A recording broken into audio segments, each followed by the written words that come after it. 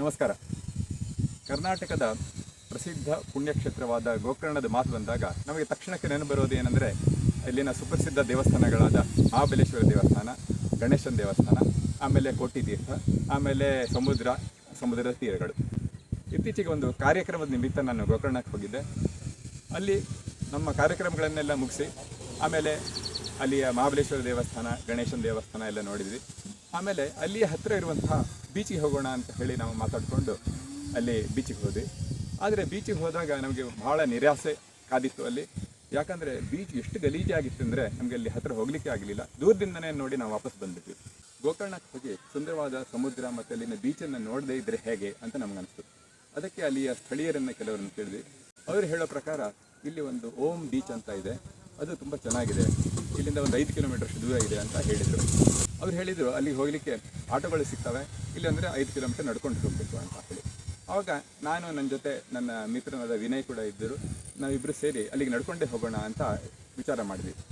ಆಮೇಲೆ ಅಲ್ಲಿಗೆ ನಡ್ಕೊಂಡು ಹೋದ್ವಿ. ಸುಮಾರು 3 ಗಂಟೆ ಸಮಯದಲ್ಲಿ ಅಲ್ಲಿಗೆ ಹೋಗಿ ಬೀಚನ್ನು ನೋಡಿಕೊಂಡು ವಾಪಸ್ ಕೂಡ ಬಂದ್ವಿ. ನಮಗೆ ರಾತ್ರಿ 8 ಗಂಟೆಗೆ ಬಸ್ ಇತ್ತು ಬೆಂಗಳೂರಿಗೆ, ಹಾಗಾಗಿ ಅಷ್ಟರೊಳಗೆ ನಾವು ವಾಪಸ್ ಕೂಡ ಬಂದ್ವಿ. ಇವತ್ತಿನ ಈ ವಿಡಿಯೋದಲ್ಲಿ ನಮ್ಮ ಓಮ್ ಬೀಚಿನ ಚಾರಣ ಹೇಗಿತ್ತು ಅಂತ ನೀವು ನೋಡ್ಬೋದು. ಮತ್ತು ಹೋಗುವಾಗ ದಾರಿಯುದ್ದಕ್ಕೂ ಪರಿಸರ ಹೇಗಿತ್ತು ಅಂತ ನೀವು ನೋಡ್ಬೋದು. ಮತ್ತು ನಮ್ಮ ಈ ಚಾರಣದ ಅನುಭವ ಹೇಗಿತ್ತು ಅಂತ ಹೇಳಿ ನೀವು ನೋಡ್ಬೋದು. ಹಾಗಾದರೆ ಬನ್ನಿ ಈ ವಿಡಿಯೋನ ನೋಡೋಣ. ನಾವು ನಮ್ಮ ಚಾರಣವನ್ನು ಇಲ್ಲಿ ಕಾಣುವ ಮಹಾಗಣಪತಿ ದೇವಸ್ಥಾನದ ಬಳಿಯಲ್ಲಿ ಆರಂಭಿಸಿದೆವು. ಅದರ ಬಲಗಡೆ ಇರುವಂತಹ ಹಾದಿಯಲ್ಲಿ ಹೋಗಿ ನಂತರ ಆ ಕಿರಿದಾದ ಓಣಿಯಲ್ಲಿ ಹೋಗಬೇಕು. ಆಮೇಲೆ ಮುಂದೆ ಹೋಗಿ ಈ ಕೊಳದ ಪಕ್ಕದಲ್ಲಿ ಇರುವಂತಹ ಹಾದಿಯಲ್ಲಿ ಸಾಗಿ ಮುಂದೆ ಹೋದೆವು. ಇಲ್ಲಿ ಕಾಣುವ ಹಾಗೆ ಕಚ್ಚಾ ರಸ್ತೆಗಳಿವೆ, ಮತ್ತು ಕೆಲವು ಕಡೆ ಸಿಮೆಂಟ್ ರಸ್ತಿದೆ, ಮತ್ತು ಕೆಲವು ಕಡೆ ಟಾರ್ ರೋಡ್ ಇದೆ. ಟಾರ್ ರೋಡ್ ಕೂಡ ತುಂಬ ಚೆನ್ನಾಗಿದೆ. ಮಳೆಗಾಲ ಆಗಿರೋದ್ರಿಂದ ರಸ್ತೆಯ ಎರಡೂ ಬದಿಯಲ್ಲಿ ಹಸಿರು ಹೊದಿಸಿದಂಥ ಇತ್ತು. ಈಗ ಸುಮಾರು 2.5 ಕಿಲೋಮೀಟ್ರಷ್ಟು ನಾವು ಕ್ರಮಿಸಿದ್ದೇವೆ. ಈಗ ಈ ಥರ ಒಂದು ಸಿಮೆಂಟ್ ರೋಡಲ್ಲಿ ಹೋಗಬೇಕು. ತುಂಬ ಚೆನ್ನಾಗಿದೆ, ರೋಡ್ ತುಂಬ ಚೆನ್ನಾಗಿದೆ, ಮತ್ತು ತುಂಬ ಗಾಳಿ ಇದೆ. ಮಳೆಯ ಲಕ್ಷಣ ಕೂಡ ಇದೆ. ನೋಡಿ, ಆಕಾಶದಲ್ಲಿ ಮೋಡಗಳು ಕಾಣ್ತಾ ಇದ್ದಾವೆ. ಆದರೆ ಮಳೆಗಾಗಿ ನಾವು ಛತ್ರಿ ಕೂಡ ತಂದಿದ್ದೀವಿ.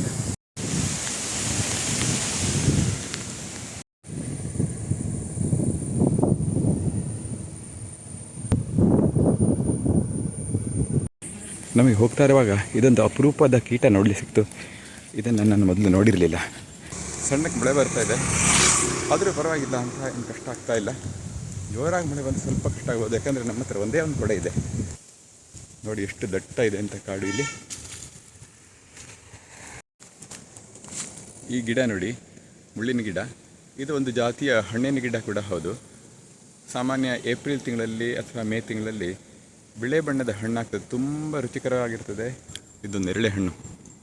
ಇದು ನಮಗೆ ರೆಗ್ಯುಲರ್ ನೇರಳೆ ಹಣ್ಣಲ್ಲ, ಇದು ಸ್ವಲ್ಪ ಬೇರೆ ತರಹದ ನೇರಳೆ ಹಣ್ಣು.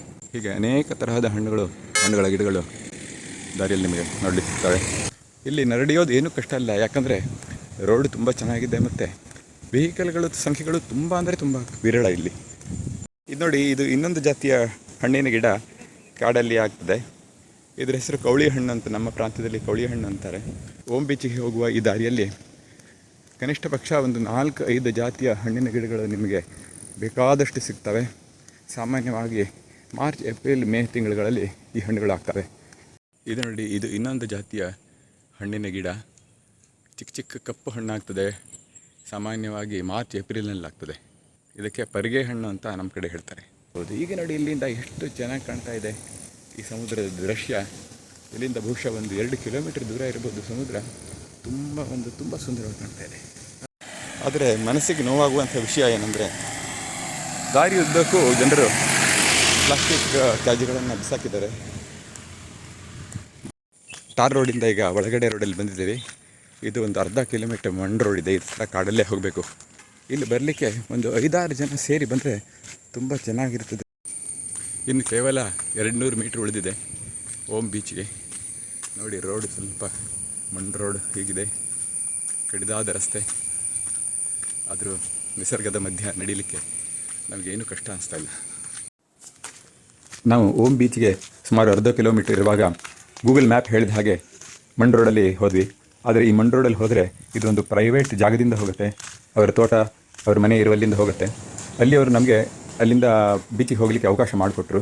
ಹೋಗಬಾರ್ದು ಅಂತೇನು ಹೇಳಿಲ್ಲ.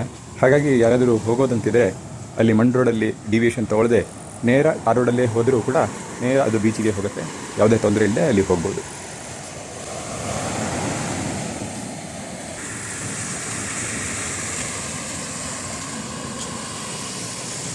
ಇದು ನೋಡಿ ಓಂ ಬೀಚ್. ಕೊನೆಗೂ ಓಂ ಬೀಚಿಗೆ ತಲುಪಿದ್ವಿ. ನೋಡಿ ಓಂ ಬೀಚಿನ ದೃಶ್ಯ ಎಷ್ಟು ಸುಂದರವಾಗಿದೆ.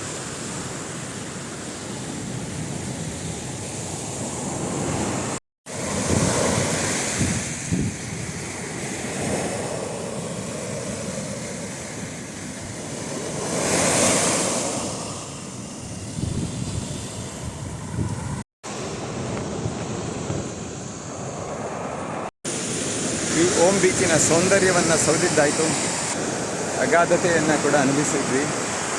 ಈಗ ಇದನ್ನು ನೋಡಿ ಆದಮೇಲೆ ಈಗ ಮೇನ್ ರೋಡ್ ಕಡೆ ಹೆಜ್ಜೆ ಹಾಕ್ತಾ ಇದ್ದೀವಿ.